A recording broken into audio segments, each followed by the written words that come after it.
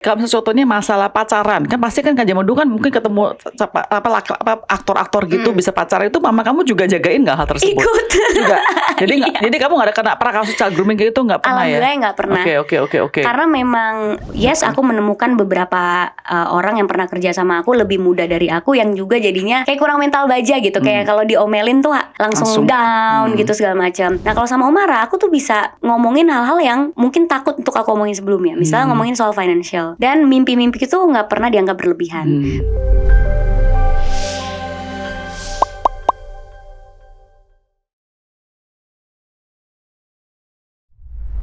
Wait, kalian lanjut nonton video ini sudah belum? Follow, like, share, dan comment video ini. Please do.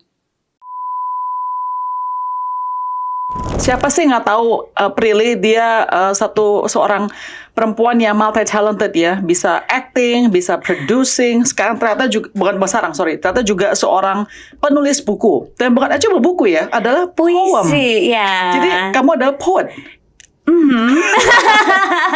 Mencoba menutupi luka itu dari hal-hal yang indah kan. Kalau kata-kata sajak gitu kan indah ya.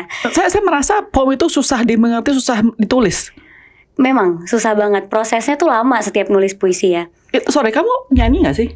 Nyanyi juga. Dan kamu nulis lirik sendiri? Nulis lirik, oh, maybe iya. itu bisa bantu proses poem gak sih? Mirip gak sih? Sebenarnya lebih beda, agak beda karena kalau lagu kan lebih straightforward kadang. Oh. Kalau poem itu kan banyak feeling atau perasaan-perasaan yang justru disembunyiin di dalam sajak tersebut gitu. Jadi ini buku buat orang pinter dong ya? Kalau nggak pinter, kalau baca yang ngantuk itu nggak bisa ngerti gitu. Atau yang harus suka puisi. Oke. Atau yang suka mendem. Oke, that's a good question ya. So, that's a good point. Saya betulnya kalau saya suka baca buku, tapi saya hampir tidak pernah baca. Maksudnya saya pasti kuliah suruh baca poem diharuskan. Tapi it's not something that I would pick up and read for fun. Okay.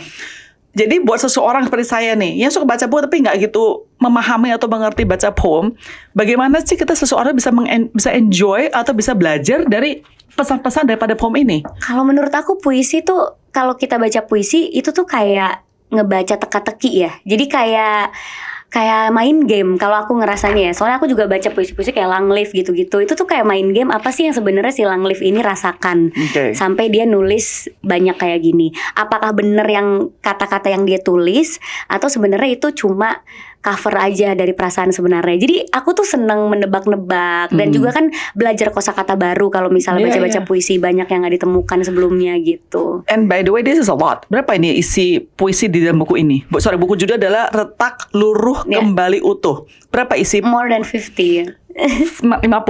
Oke, saya baca deh, coba kamu baca. Saya baca. Saya pengen ngerti maksudnya ya. Ini adalah yang pertama puisi pertama di buku ini. Kering hampa.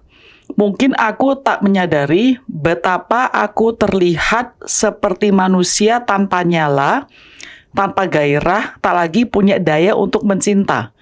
Tapi dia juga tak menyadari bahwa si kain pel lusuh ini masih mencintainya. Jadi di baliknya ada kalimat sebelumnya. Oh, sorry. Di baliknya. Dia missed it. Sorry. Sebelumnya. Oh, sorry. Jadi itu bagian sama-sama ya? Iya. Ini satu poem ini ya? Iya. Jadi aku memang nulisnya panjang. Oh, sorry. I thought it's like one poem. Oke, sorry. Saya ulang lagi ya. Dia bilang kepadaku, aku ibarat kain pel yang lusuh. Si pekerja keras yang terkuras habis, tak lagi dapat diperas, tak menyisakan apapun. Oke, that's you. Iya. Dan itu beneran ada yang pernah ngomong kayak gitu ke aku. Oke, ex-boyfriends? Someone in the past. But it's a guy. Iya. I'm glad it's an ex, bukan current boyfriend. No, of course not. Oke. Terus tadi saya bilang dia kering hampa, ya kan? Kamu seperti manusia tak menyala, tanpa gairah, bahwa, nah kenapa dikata-katanya ya?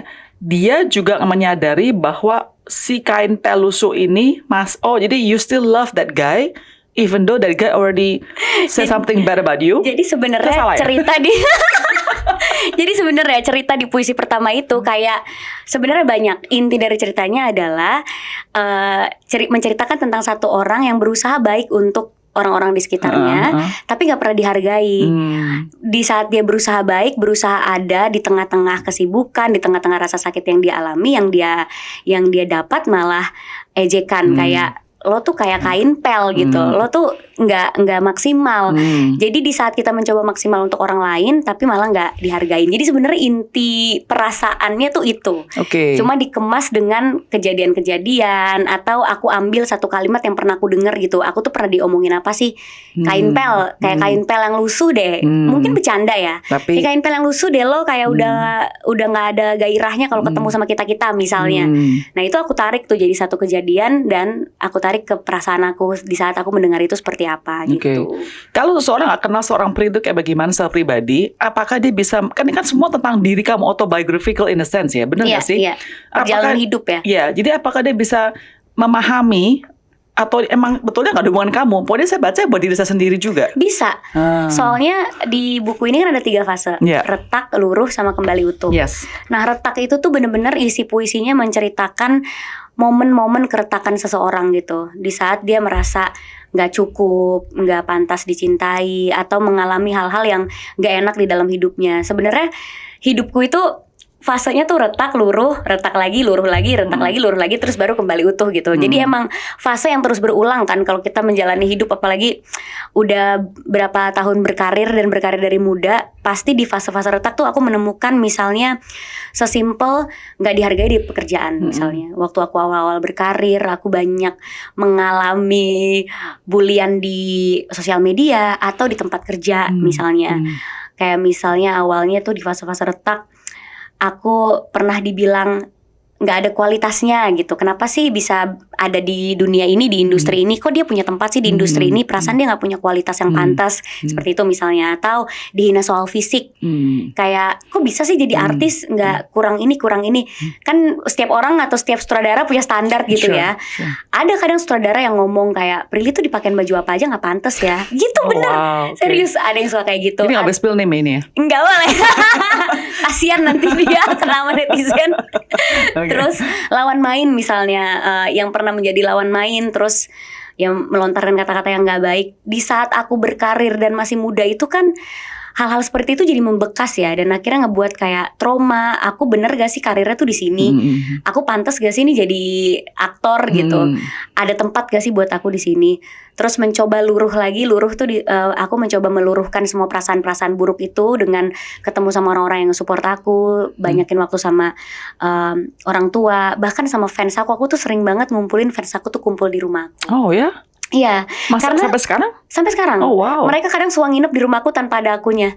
Hah? Karena mereka udah akrab sama mamahku. Oh ya? Jadi kayak fanbase-ku aku kumpulin, terus kita cerita, kumpul. Karena mereka tuh ngasih energi dan kekuatan kan buat aku. Terus nanti retak lagi, ada pemberitaan-pemberitaan buruk lagi soal aku, mencoba lagi untuk bangkit lagi sampai akhirnya kembali utuh. Jadi kayak buku ini tuh fase kehidupan seseorang yang dia pernah retak, mencoba bangkit lagi, sampai akhirnya dia bukan berubah menjadi orang lain, tapi berubah menjadi orang yang bisa menerima dirinya gitu. Ini apa? Sounds like ikigai ya? Konsepnya orang Jepang yang dia pecah tapi dia dibikin. Iya, I read the book juga. Something like that ya. Oke. Kita masa fase pertama dulu retak ya. Oke, kamu kan di bidang karir udah berapa tahun sekarang? Udah more than 14 years. 14 tahun. Kamu awal mulanya umur berapa sih? Aku tuh awal mula bener-bener pertama kali banget yang ikut-ikut modeling gitu-gitu sebenarnya umur 12 tahun. 12 tahun, wow. Tapi mulai dapat project yang jadi host, jadi MC itu umur 13. Setahun doang. Setahun doang. Iya, setahun doang. Atau gonna say 20 atau cuma 13 tahun. Jadi kayak dari lomba-lomba dapat job MC, tapi belum yang di TV. Masih yang kayak Sure. Nah, pas mulai sinetron itu sebenarnya di umur 15. Sinetron. Tapi yang meledak banget sinetron yang ganteng-ganteng serigala itu di pas aku umur 18. Sorry, tahu nggak kamu umur berapa? Sekarang I'm turning 30. You're turning 30, okay. So the 14 years ya. Tadi kamu bilang banyak hal buat kamu tuh retak, right? Menurut kamu pressure dari industri ini datangnya tuh kebanyakan dari internal orang, contohnya dengan produsernya, saudara, aktor dan lain sebagainya, atau dari publiknya? Dua-duanya, both. Tapi which one do you think yang bikin kamu lebih retak sebetulnya? Publik mungkin ya. Publik. Karena Mungkin kalau misalnya produser, awalnya mungkin produser sama sutradara dulu kan jadi penentu ya. Jadi penentu kita nih pantas atau enggak gitu. Kayak misalnya waktu aku main film atau aku main series, ada kata-kata yang kayak ini nggak cocok nih buat Prilip, dia kurang cantik misalnya gitu. Misalnya karakternya adalah cewek cantik yang digila-gilai, itu nggak mungkin dikasih ke aku lah. Dan produser pasti bilang ini kurang cantik, kurang memenuhi standar. Misalnya kurang tinggi atau kurang kurus atau apa, itu kan akhirnya membuat aku kayak oh no, sampai karakter aja aku benar-benar harus merubah. Ya nurunin berat badan, harus gimana biar aku bisa cantik menurut standar produser atau sutradara. Nah tapi setelah udah bisa melewati itu, ekspektasi publik juga lumayan bisa membuatku retak juga. Karena misalnya aku ada di posisi yang menurut orang sebenarnya dia tuh nggak pantas ada di posisi ini. Kenapa ya banyak fansnya gitu? Kenapa ya orang tuh banyak follow dia? Padahal nggak cantik-cantik banget atau apa. Terus misalnya orang punya ekspektasi untuk aku ambil kerjaan apa gitu. Kenapa sih dia filmnya gini-gini terus? Kenapa dia nggak dapet film yang gini-gini? Aku pengen dia explore. Jadi mungkin karena orang tuh ngerasa memiliki ya, jadi ngerasa memiliki aku, sehingga komentar-komentarnya tuh kesannya jadi kayak ngatur aku harus kayak gimana, dan memberikan ekspektasi, memberikan pressure gitu. That's true. Dan kadang melabeli dirinya tuh juga fans soalnya. Aku ngefans sama Prilly, aku pengen dia A B C D E gitu. Nah itu juga sebenarnya juga kadang ngasih pressure juga. This is interesting. Kamu kan consider sebagai child actor ya. Kita tahu bahwa terutama di luar negeri sangat Indonesia punya ya. Keluarga itu banyak banget child actor tiba-tiba jadi rusak hidupnya ya. Mungkin karena dari kecil kognitifnya belum develop, emotional develop, jadi langsung di-spoil, di-expose dan lain sebagainya, kena drugs dan lain sebagainya. Di Indonesia pun kemarin baru ada berita ada buku yang terkenal juga masalah child grooming. Apakah kamu sebagai child actor tersebut, pertama-tama siapa menjaga kamu saat itu, dan kedua apakah juga pernah mengalami hal-hal tersebut? Orang tua sih selalu yang menjaga kamu. Yes. Dia memilih proyek kamu atau bukan? Pasti tanya ke aku dulu dan memilih juga proyeknya. Jadi kalau nggak boleh, kamu dengerin orang tua kamu? Aku dengerin orang tua. Jadi memang awal-awalnya itu kan mamahku ini, awal aku berkarir, mamaku melihat kayaknya anak aku punya bakat tapi dia pemalu. Karena dulu aku cuma beraninya di dalam rumah, kalau di depan orang langsung ciut gitu kan. Akhirnya mamaku ngelesin aku musik, ke sanggar gitu-gitu, sampai ada yang nawar-nawarin lah pekerjaan-pekerjaan. Tapi untungnya yang datang ke aku tuh tawarannya emang job untuk anak kecil, kayak host untuk acara masak, host untuk acara edukasi, sampai ke misalnya sinetron kan ceritanya udah nggak bisa kita kontrol kan, karena kadang skenarionya datang dadakan gitu. Mamaku itu baru ngelepas aku, nggak nganter-nganterin aku syuting lagi pas aku umur 20 tahun. Jadi dia yang nyetir. Jadi dari umur 12 tahun sampai 20 tahun itu mama yang nganterin ke lokasi syuting. Setiap kali, jadi kamu sekali syuting ada ibu kamu yang di sana? Ada. Wow. Selalu ada mama yang di sana. Jadi mama akhirnya give up pekerjaan dia. Jadi kayak untuk jagain. manager. Iya, untuk jagain. Manajernya ada sendiri. Oh, tapi mama kamu yang kayak bodyguard kamu lah. Iya, benar-benar cuma nemenin. Karena pada saat itu gajinya kan belum cukup untuk bayar supir. Jadi mama yang nyetirin kan. Tapi sorry, kalau sesuatunya masalah pacaran, kan pasti kan zaman dulu kan mungkin ketemu aktor-aktor gitu bisa pacaran, itu mama kamu juga jagain nggak hal tersebut? Ikut. Juga. Jadi kamu nggak ada pernah kasus child grooming gitu, nggak pernah ya? Alhamdulillah nggak pernah. Oke. Karena memang aku pertama kali pacaran tuh juga SMA sama teman sekolah. Jadi nggak pernah yang pacaran di lokasi kayak gimana tuh nggak pernah. Selalu ada mama yang jaga gitu kan. I see. Gitu. Well, that's good ya. Pas udah pacaran serius, akunya udah dewasa. Jadi akunya udah ngerti juga. So you think untuk advice ya buat seorang anak kecil yang mau acting dalam dunia entertainment ini, what is the best advice? Harus tetap untuk jaga mereka ya maksud saya. Harus tetap didampingi orang tua. Karena kebetulan aku juga syuting banyak sama anak kecil, yang mamahnya juga nganterin. Tapi kan kadang anak kecil itu nanti main sama siapa kita kan takut kan. Jadi aku ngelihatnya anak tuh harus didampingi orang tua, sama pelan-pelan dikasih edukasi juga. Karena kan untuk ngomongin hal seperti itu tabu kan buat anak. Tapi untuk anak zaman sekarang menurut aku penting banget. Udah tahu lagi mereka udah tahu gitu. Jadi harus diajarin kayak bagian tubuh mana yang nggak boleh dipegang sama orang. Dulu kan kita kayaknya orang tua kalau ngomongin itu tabu banget kan. Cuma menurut aku anak zaman sekarang, apalagi dia udah megang gadget, udah buka aplikasi sosial media, harus dikasih tahu nggak boleh kayak gini kalau sama lawan jenis, atau nggak boleh ini sama ini nggak boleh dipegang ya. Aku juga dengar cerita ada satu, dia pernah jadi anak aku di film, terus dia dapat job cerita film yang lumayan berat gitu. Ceritanya dia jadi korban. By the way, sorry. Juga. Ini di film ini ada seorang anak kamu punya anak? Aku punya anak. Kamu muda, muka masih muda. Kayak enggak. Ceritanya emang ibu muda. Sorry gue terus. Nah, terus yang jadi anakku ini dia dapat job. Dapat job film lain yang ceritanya emang berat banget dan anak ini jadi korban. Nah, terus aku juga sempat nanya-nanya kan, aduh gimana itu? Jangan sampai anaknya ngerti adegannya gini-gini. Jadi kata ibunya tuh anaknya cukup dikasih tahu aja dia ekspresinya harus gimana tanpa dikasih tahu jalan cerita. Jadi misalnya hari ini ekspresinya nangis ya, sedih ya, tapi nggak dikasih tahu ceritanya apa atau dialog-dialog yang nggak boleh didengar tuh jangan gitu. Kebetulan aku juga kemarin syuting ceritanya tuh tentang child abuse. Nah, Kan ada anak-anak kecil di situ. Iya. Nah, di saat kita harus reading atau latihan adegan yang ada kata-kata yang nggak pantas anak-anak dengar, anak-anaknya harus keluar dulu. Tapi kalau ini pas hari H syutingnya harus keluar kata-kata sebut ke mana anaknya? Dipisah shotnya, jadi jangan. Pokoknya di depan mereka jangan mengucapkan kata-kata tersebut. Ya pakai trik lah. Pas ada anak itu syuting, jangan disebutin gitu. Dan mereka juga nggak boleh nonton filmnya nanti pas tayang. Terus gitu. contohnya kayak misalnya, bisa contohnya sexual abuse gimana? Kalau film karakter sexual abuse? Nah, kalau aku sendiri di saat pengalaman aku pas syuting film yang ada adegan child abuse itu nggak dilakukan secara eksplisit adegannya. Jadi memang benar-benar harus dijaga, ada koreografernya, ada intimate coordinator. Iya, sekarang ada ya. Sekarang ada Jakarta kan? juga ada di Indonesia. Ada. Udah banyak. Teman-temanku banyak yang jadi intimate coordinator. Ya? Yes. Bahkan dewasa pun pakai kita kan kalau misalnya mau ada adegan ciuman atau apa itu pakai intimate coordinator. Actually gitu. it's to protect both sides ya. Yes. Jangan ada tuduh juga dan lain sebagainya. Benar. Ya. Jadi kayak ini yang dilakukan konsen sesuai dengan koreo yang udah kita buat, sama anak kecil pun gitu. Tapi kalau anak kecil kalau aku yang buat filmnya aku sangat-sangat menghindari ada adegan itu. Jadi benar-benar pakai trik kamera aja atau yang nggak usah dikasih unjuk secara eksplisit gitu. Priel, saya mau tanya. Tadi kamu masalah retak, luruh dan kembali utuh. Pasti orang tuh nggak pengen namanya retak, benar kan? Iya dong. Tapi menurut kamu, apakah sesuatu sebetulnya retak itu kedepannya sebetulnya menguntungkan orang tersebut? Like, do you think you are better karena pernah mengalami banyak retakan tersebut? Atau sebetulnya if you have to choose, saya nggak mau mengalami hal tersebut? Kalau misalnya bisa pilih, aku sih nggak mau ya, karena itu kan situasi yang nggak enak di aku.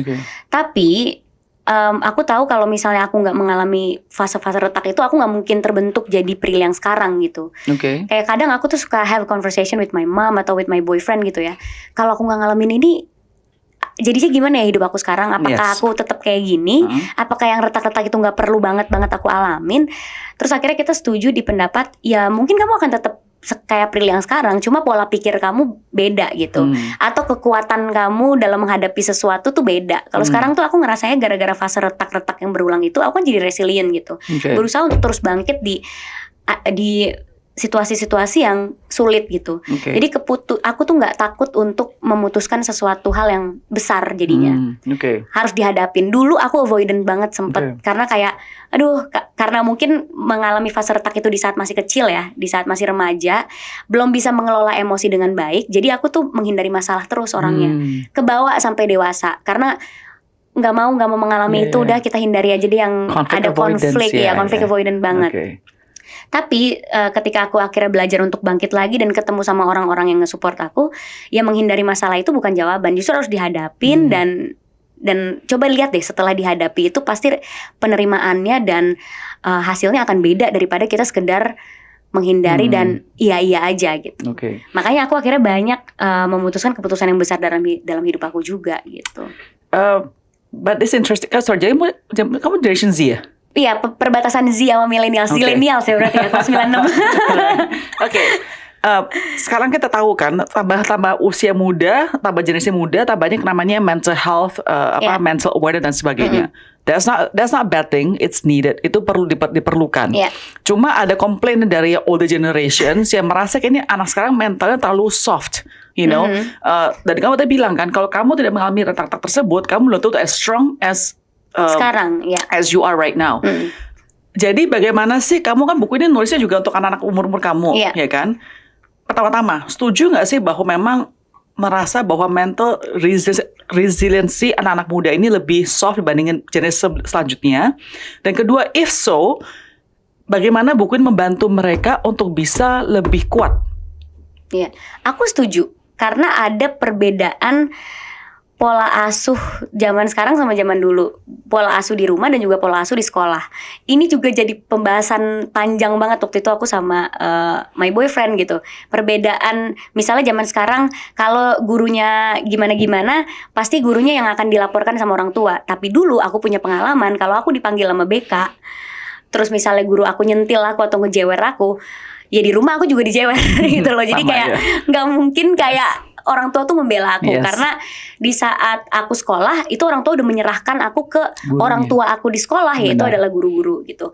Nah, ada perbedaan pola asuh itu mungkin ya. Kalau dulu tuh aku masih dapat didikan VOC parenting ya, yang dimana ya kalau salah nggak bakalan orang tua itu nge-backup. That's true. Justru orang tuaku kalau misalnya aku salah, ya gimana caranya biar kamu bisa bener lagi gitu. Gimana caranya biar kamu bisa keluar dari masalah itu. Orang tua hanya membantu memberikan hint-hint atau jalan keluarnya baiknya seperti apa. Tapi kita yang harus iniin sendiri. Nah kalau sekarang aku ngelihatnya kan ada perbedaan itu. Ada gentle parenting yang memang anak gak boleh dibentak, gak boleh ini. Ya aku gak pernah ngerasain jadi orang tua ya. Jadi aku gak tahu itu bad thing atau good thing. Tapi aku ngelihatnya, kalau aku ngelihat orang teman-temanku yang udah jadi orang tua, akhirnya mau nggak mau dia nyampur, nggak bisa gentle parenting banget, nggak bisa VOC banget. Jadi ada saat-saatnya dia harus gentle parenting, ada saatnya dia harus balance. ada VOC ya, balance gitu, nggak bisa terus Cuma baik-baik. satu sisi doang aja. Dan kalau aku ngelihatnya ya, karena mungkin selalu di backup sama orang tua dan dilindungi sama orang tua, jadinya tuh anak zaman sekarang jadi takut salah, jadi takut berbuat salah gitu. Dan ketika berbuat salah, pasti mentalnya jadi terganggu gitu, karena kayak oh my god I made mistake gitu. Sedangkan di didikan zaman aku, buat salah itu harus gitu. Karena kalau nggak ngerasain buat salah, ya nggak akan tahu yang benar itu gimana gitu. Kayak diajarin naik sepeda ya harus jatuh. Kalau belum jatuh kayak belum afdol gitu kan. Nah aku ngeliatnya tuh kayak gitu, perbedaan pola asuh seperti itu. Yes, aku menemukan beberapa orang yang pernah kerja sama aku lebih muda dari aku yang juga jadinya kayak gitu. Jadi kurang mental baja ya kalau bahasa ininya, kayak kurang mental baja gitu. Kayak kalau diomelin tuh langsung down gitu segala macam. Nah akhirnya aku sebagai leader di perusahaan pada saat itu, aku tuh memberikan masukan ke dia gitu, bahwa kita itu kalau marah bukan marah sama kamunya, tapi marah sama hasil kerja. So we're not attacking you, we're just attacking. Kita bahkan gak attacking, kita bahkan kayak protes atau komplain sama pekerjaan yang mungkin tidak dilakukan secara maksimal. Tapi bukan berarti kamunya yang salah. Mungkin ada faktor-faktor lain gitu. Bukan berarti kita tuh nyerang kamu orang yang gak baik atau apa, enggak gitu. Jadi ya menurut aku anak-anak zaman sekarang harus membiasakan diri sama berbagai macam lingkungan kerja. Kalau misalnya punya bos yang lebih tua dan bosnya galak, ya nggak, ya terima gitu, nggak bisa.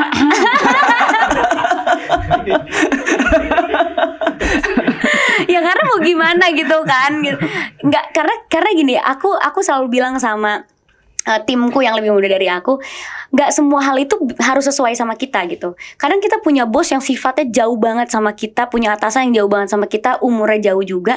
Kita nggak bisa tuntut dia untuk ngertiin kita gitu.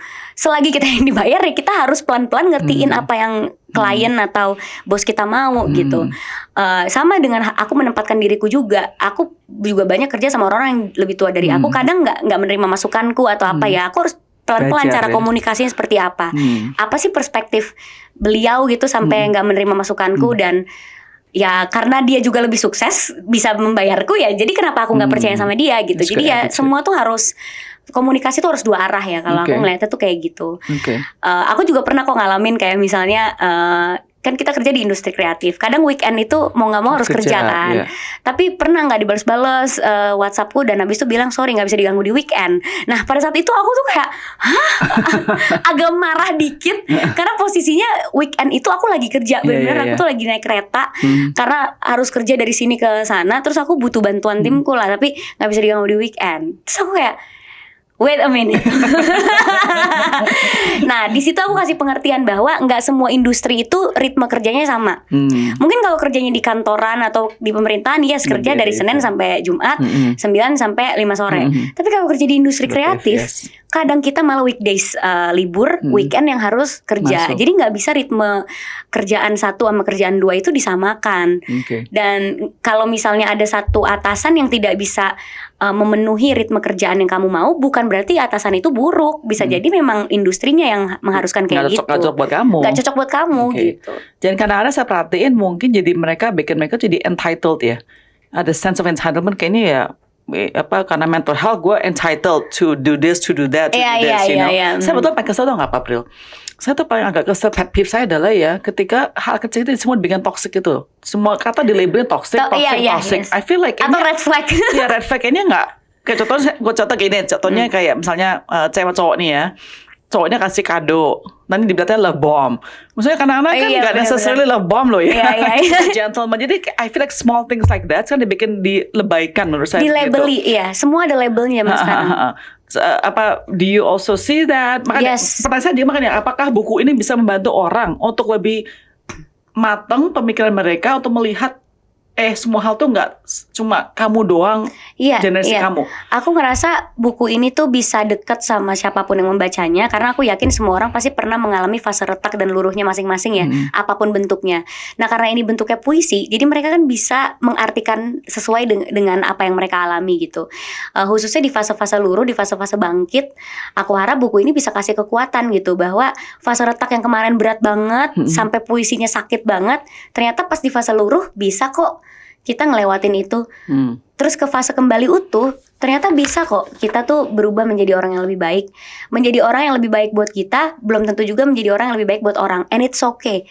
Karena di saat aku mengalami fase kembali utuh, banyak banget orang yang bilang, lo berubah ya udah gak kayak dulu. Karena apa? Karena aku udah bisa bilang enggak. Set boundaries. Kalau dulu aku tuh selalu yes man.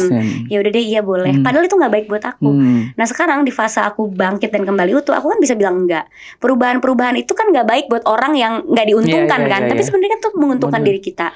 Jadi aku harap orang yang baca buku ini bisa berani untuk kembali utuh ke dirinya yang lebih baik lagi, yang bisa mementingkan apa yang baik buat dirinya gitu. Oke, but ini juga line-nya sangat tipis sekali menurut saya, Prilly ya. When you said baik untuk dirinya ini, karena saya perhatiin juga anak muda terutama merasa ya yang baik buat diri gue adalah pokoknya seenak gue aja, seenak udahnya gue, pokoknya gue seneng gue ini. Is that what you mean atau something else? Oke, makanya can you explain a bit because itu takutnya orang misconception di sana ya. Iya, karena yang baik buat kita tuh nggak bisa semau-mau kita juga dong. Karena kan kita hidup di society, kita hidup community. Kalau yang baik buat kita tapi merugikan orang banyak, berarti kan itu nggak baik sebenarnya. Yang baik buat kita adalah itu baik buat diri kita, baik buat orang sekitar kita juga, memberikan kedamaian di dalam diri kita. Dan aku rasa baik buat diri kita kalau akhirnya orang itu jadi seenaknya, itu baik buat diri kita itu jadi cover doang buat dia menjustifikasi apa yang dia tindakan dia yang nggak baik gitu. Ya banyak kan orang yang bilang kayak ya gue kayak gini karena ini yang baik buat gue, padahal dia toxic. Atau aku pernah menemukan orang juga, sorry ya gue kayak gini soalnya gue ada masalah soal mental gue gini-gini. Tapi ada bedanya orang yang emang beneran mementingkan kesehatan mental atau beneran dia nggak baik aja gitu. Tipis banget kan di situ. Bener ya. Makanya aku tuh selalu harus bisa bedain ini baik buat aku tapi merugikan orang banyak, atau ini baik buat aku dan menguntungkan juga orang-orang sekitarku gitu. Kayak misalnya aku memutuskan suatu keputusan, misalnya aku keluar dari perusahaan gitu. Menurut aku itu baik buat aku dan juga baik buat perusahaannya. Karena mungkin kita udah gak sevisi, jadi lebih baik kita berpisah gitu. Ya itu kan aku gak egois, karena aku ngerasa perusahaan ini juga bisa jalan tanpa aku, lebih baik tanpa aku. Dan aku juga akhirnya baik sama diri aku sendiri, lebih bisa mendapatkan apa yang aku mau, bisa mencapai visi yang ingin aku capai ke depannya. Jadi ya baik buat kita ya jangan sampai ngerugiin orang lain, atau bahkan membuat kita jadi terlihat buruk juga kan. Kalau misalnya kita gak mikirin orang lain dan cuma mikirin diri kita sendiri aja, itu jadinya malah selfish gitu. Satu hal yang saya perhatiin adalah di tema buku ini adalah kamu ingin apa namanya ya, kamu mau lebih less peduli lebih dikit tentang validasi dari orang-orang. Iya. Benar. Kenapa tiba-tiba get to this point ini, kenapa prosesnya bagaimana itu? Soalnya di fase retak itu banyak banget momen-momen di mana aku itu menjalankan pekerjaan atau menjalankan hari-hari aku itu karena based on ekspektasi orang lain gitu. Mungkin karena aku dari kecil juga udah dilihat publik ya. Jadi orang tuh punya ekspektasi A, B, C, D, E dan aku tuh berusaha untuk memenuhi itu. Padahal nggak harus juga aku memenuhi itu. Apalagi kalau nilai-nilai atau ekspektasi orang itu nggak sesuai sama apa yang aku suka gitu. Atau aku melakukan banyak hal, aku berbicara banyak hal karena aku pengen diterima gitu di publik gitu. Aku pengen mendapatkan validasi mereka. Nah, tapi kan sebenarnya itu nggak perlu ya. Karena menurut aku validasi yang terpenting itu dari diri sendiri. Sorry, aku udah happy belum? Tapi saya mau tanya nggak sih? Kamu kan seorang selebriti entertainer. Apakah memang benar-benar bisa 100% tidak perlu validasi dari publik ya? Oh, nggak mungkin. Nggak mungkin tidak perlu validasi dari publik. Karena kita ya kita misalnya aktor aja kita perlu validasi dari penonton kan, performance kita bagus atau enggak gitu. Pasti perlu validasi dari publik, tapi kita pilih validasi apa yang sebenarnya kita butuhkan dan relevan sama kita. Karena kan kadang kalau kita di sosial media sekarang orang tuh ekspektasinya banyak di titik yang nggak masuk akal ya menurut aku. Misalnya kayak zaman dulu ya waktu aku belum punya pacar. Ya menurut kita tuh Prilly tuh nggak pantas kalau sama cowok yang gini-gini, dia pantasnya sama cowok. Jadi publik yang memberikan kriteria aku itu pantas sama cowok kayak gimana. Nah kan publik nggak tahu hidup aku seperti apa, nggak usah didengar yang kayak gitu-gitu. Atau misalnya hal-hal kecil misalnya Prilly tuh lebih bagus rambutnya panjang. Kenapa sih dia pendek? I like your hair. Tapi sebelumnya lumayan banyak yang komen kayak kenapa potong rambut gitu-gitu. Atau misalnya sesimpel kenapa sih dia harus pakai baju yang gini. Nah, ketika pakai baju itu membuat kita nyaman dan gak merugikan orang lain, kenapa kita harus ngedengerin hal-hal kecil yang bisa ngerubah kita seluruhnya gitu. Okay. Jadi hal kayak gitu sebenarnya. Jadi zaman dulu mungkin kamu affected ya by omongan tersebut. Banget, ya. Jadi kalau di opposite-nya adalah sekarang ini, what kind of validation yang kamu inginkan dari public? Aku pengen validasinya justru di karyaku, bukan di diri aku aja. Oh, jadi hasilnya. Produknya kamu, bukannya orangnya. Bukan orangnya gitu. Kayak misalnya pasti kalau misalnya nanti aku bikin film, ya aku pengen mendapatkan validasi dari penonton bahwa filmku ini relatable, bagus, berkualitas. Itu pasti kita perlukan dan validasi itu kan menjadi bahan bakar semangat ya untuk kita terus berkarya. Nah, aku tuh pengen validasi yang aku dapat itu bukan ke hal-hal yang mengubahku menjadi orang lain, tapi validasi yang justru menjadi bahan bakar untuk aku terus berkarya dan menjadi lebih baik gitu. Misalnya, atau validasi kalau misal pun ke orang ya, bukan validasi sih, tapi lebih ke afirmasi orang-orang. Kayak kalau mereka misalnya terinspirasi dari kontenku atau kontenku bisa mengubah cara pikir mereka. Jadi kan itu menjadi bahan bakar untuk aku semangat bikin konten, semangat untuk berbicara soal jalan pikirku seperti apa gitu. Jadi ya validasi yang membuat diriku lebih baik, bukan validasi yang mengubah aku menjadi diriku yang bukan aku gitu. Tadi kan berapa kali mention boyfriend ya. Setahu saya boyfriend kamu adalah aktor kan? Iya. Can you say the name or not? Omar ya. Boleh. I don't know. Tapi it's public, udah public kamu udah apa ini? I mean it's quite serious. So how long have you been dating him? I know. More than a year. Baru setahun ini. Tapi it looks like saya lihat foto kamu pernah ketemu sama keluarganya dia dan kamu bilang kamu udah merasa nyaman dan sebagainya. Alright. So kamu kan sebelumnya udah punya pacar kan? Iya, udah pernah pacaran. Tadi kamu bilang ada validasi, expectation dari publik lah, pacar harus kayak gini. Dan mungkin juga ada pressure loh. Kok umur segini belum menikah dan lain sebagainya. Banget. Pasti kan. Pertama-tama susahnya bagaimana sih nyari pacar sebagai seorang Prilly. Terus kedua, Omara ini kenapa beda nih? Why is he good in your process untuk jadi kembali utuh? Susah banget cari pacar, jujur. Kenapa? Maksudnya, because people think, come on lah, Prilly sudah someone with Prilly. Itu aku tulis di salah satu puisiku. Do you remember Karena dia, do you remember the poem number? I remember the line, the page aku. Tapi dia menyukaiku tapi tidak hidupku. Jadi kayak aku sering ketemu sama orang yang suka nih sama aku, tapi ketika udah memasuki lebih dalam, ternyata tahu aku sibuk atau misalnya aku punya pekerjaan, aku punya tanggung jawab, pasti langsung mundur. Dan aku nggak bisa nge-labelin itu kenapa ya semuanya mundur, apakah karena insecure atau karena apa, atau karena nggak cocok. Ya mungkin karena nggak cocok. Ternyata pas ngobrol kayak gini kayaknya asik, tapi pas masuk ke kehidupanku yang dalam, melihat perempuan yang mungkin punya tanggung jawab banyak, punya pekerjaan yang waktunya mungkin sedikit, ya langsung nggak pengen gitu. Atau misalnya orang yang suka sama aku tapi nggak mau kena spotlight. Ya sedangkan kan kayak agak bingung ya kalau misalnya memutuskan pengen jadi pacar public figure, mau nggak mau pasti Jadi public. ada spotlight gitu. Kalaupun nggak ngepost nanti di candid orang atau di foto orang pasti ketahuan juga gitu. Jadi ada hal-hal yang akhirnya nggak cocok gitu. Atau pola pikir yang kayak aku sering banget kalau misalnya ngobrol, kalau misalnya pemikiran yang gak setara, pasti mimpiku tuh dianggap muluk-muluk atau usahaku tuh dianggap terlalu hari-hariku tuh dianggap terlalu perfeksionis. Kesibukanku tuh dianggap terlalu padat atau apa. Karena ya mungkin gak setara dalam pemikiran, dia nggak tahu tanggung jawab apa yang aku punya, sehingga aku harus menjalani itu semua gitu. Kalau aku punya mimpi, aku kayak ya ampun tinggi banget sih mimpinya. Emang mau ngapain sih, ngejar apa sih dalam hidup? Aku tuh sering banget menemukan orang yang udah deket tapi akhirnya nggak setara dalam pemikiran. Dan itu susah banget. Nah aku baru ketemu sama aku mau marah tuh sama pacarku temenan dulu. Jadi dari mana ya? Aku udah kenal dia dari SMP. Jadi temennya dia tuh temen-temennya aku juga gitu. Aku SMP, dia SMP, aku SMA. Terus dia sekolah di luar negeri 7 tahun, baru balik 2021 balik ke Indonesia. Dan akhirnya kita ketemu di project film. Nah ngobrol lah soal pemikiran dan segala macam. Berteman dulu selama 2 tahun, baru kita akhirnya pacaran gitu. Baru official pacaran. Nah apa yang membedakan, aku nggak pernah merasa harus menyembunyikan apapun kalau di depan dia. Kalau di depan yang lain, jujur misalnya gaya hidup pasti aku sederhana-sederhanain. Agak jaim gitu ya. Agak jaim gitu. Atau pemikiran misalnya kayak, misalnya ditanya harus punya tabungan berapa gitu. Aku tuh takut, nanti ketinggian gak ya tabungannya yang aku mau gitu. Kebanyakan gak ya, nanti kalau kebanyakan dia gak jadi pengen sama aku, nanti mundur. Jadi kayak gitu kan. Aku harus mau gak mau tuh harus menurunkan standarku gitu. Menurunkan standarku sebagai perempuan. Tabungan yang aku cukup misalnya A, tapi kalau di depan orang ditanya aku kayak segini minus kayaknya gitu. Ya minus berapa gitu kan. Atau masa depan apa yang aku pengen punya gitu. Aku pengen menjalani lifestyle yang kayak gimana. Nah itu juga aku takut tuh kalau ditanya kayak gitu. Kayak gimana ya yang biasa-biasa aja. Jadi takut untuk menjadi diri sendiri gitu. Atau takut mendapatkan apa yang aku rasa aku layak dapatkan.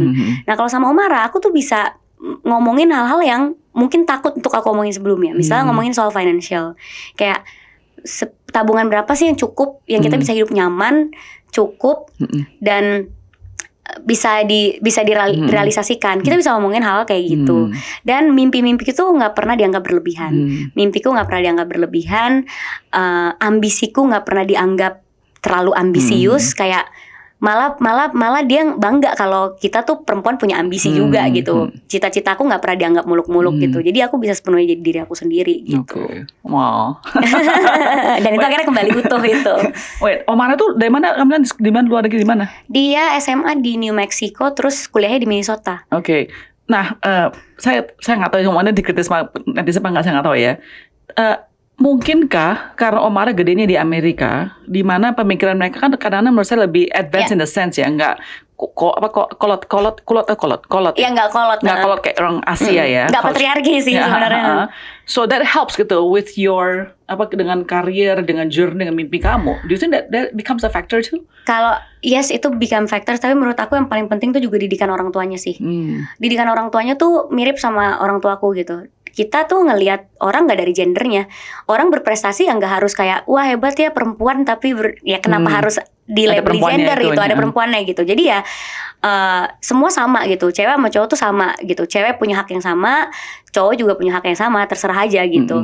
Dan dari didikan orang tuanya menurut aku ngaruh banget. Dari kecil kan dia udah dibiasakan juga mandiri.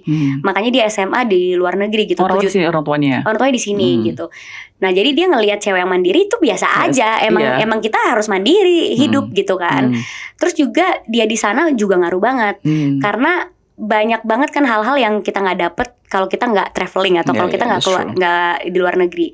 Dia di sana juga ketemu sama teman-teman dari berbagai macam background. Terus juga di US juga cara ngelihat orang nggak dari status sosial atau nggak ngelihat dari ini suku apa, orang apa, semua sama gitu. Nah itu juga jadinya membuat dia lebih open minded.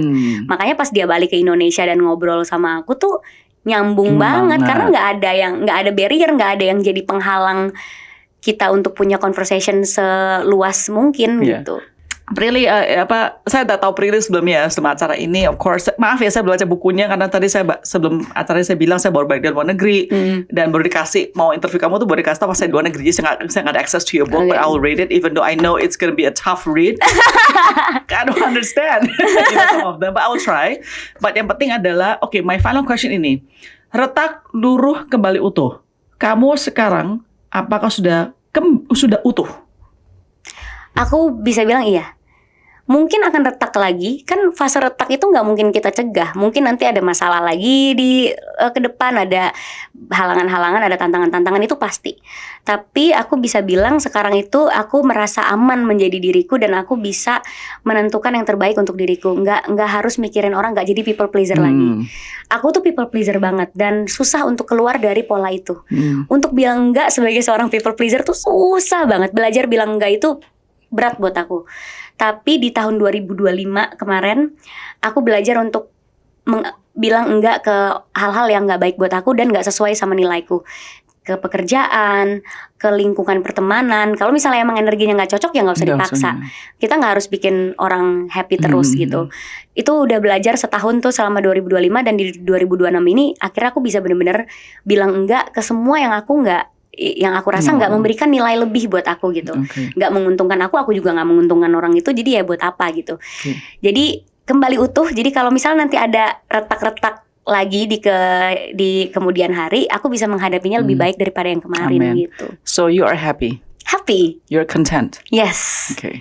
Happy. Sebelum saya ketemu kamu, sebelum saya kenal kamu tahun lalu, saya berapa kali ketemu orang, udah 2 kali nggak salah ketemu orang. Mereka tuh, saya tanya gini, menurut kamu artis apa sih yang paling baik dan yang paling nasty? And your name came up, as not the nasty one. Tapi yang baik loh. Mereka bilang, saya ingat siapa sih lupanya, ada 2 orang bilang saya. Mereka bukan artis atau aktor. Mereka bilang Prilly is very nice, very nice, very nice. But I think that niceness karena people pleasing terserbut ya. So it could be like a double-edged sword kind of thing. Tergantung itu orangnya siapa yang bilang. I can tell you later, but I don't want to tell you now. Karena maksudnya untuk nggak jadi people pleaser kan bukan berarti kita nggak jadi orang baik lagi kan. Aku tetap diriku yang dulu yang tetap. Enggak, orang ini muji kamu, ini orang ini baik gitu loh. Orang ini muji kamu, bukan cuma baik tapi muji kamu. Tapi I'll let you know after this the person is. Ya karena aku bilang enggak untuk sesuatu tuh bukan berarti aku berhenti jadi orang baik. Aku bilang enggak justru untuk sesuatu yang enggak baik buat aku, yang nantinya malah makin menggerogotiku dan malah jadi bikin aku enggak jadi orang baik gitu. But I also need to learn from you. Saya tuh people pleaser banget. It's very hard for me to say no. Really? Yes. You think I look like this karena kayak galak-galak kayak gitu. Actually, I'm a very people pleaser. Oh wow. Maybe I should write a book too. Learn from this too. By the way, we saling belajar, even though udah hampir approach 50 tahun, cuma say no itu kan nggak gampang kan? Nggak gampang sama sekali. Kayak susah karena kita takut menyakiti orang lain sebenarnya kan. Dan once you say no, okay no ya. Satu kepikiran nih overthinking. Nah tapi aku selalu bilang enggak itu enggak jahat. Justru bilang iya untuk sesuatu yang enggak baik buat dirimu jahat. Karena kita jadi jahat sama diri kita sendiri gitu. Jadi bilang enggak tuh enggak jahat sama sekali gitu. Ya bukan berarti juga kita bilang enggak ke semua gitu kan, enggak juga gitu ya. Tetap mengiyakan banyak hal yang memang baik positif, buat semua orang yang positif, tapi kan enggak untuk hal yang fundamental mungkin ya. Kayak aku enggak nurunin standarku, biarin deh aku nikahnya lama, yang penting aku dapat pasangan. Kalau dulu mungkin ya udah deh sama siapa aja deh yang mau. Bisa jadi kayak gitu kan, dan itu bisa kayak benar-benar mempengaruhi keputusan-keputusan besar banget, bisa toksik juga ke depannya gitu. Thank you so much April ya. Thank you so much. Guys, and I love the cover of this book, It's very very artistic, beda sama buku-buku yang begini and it's so small. Karena puisi kali ya. Yeah. Well, I love blue, so guys, thank you so much ya April. Thank you so Always nice to see you. much. Always nice to see you.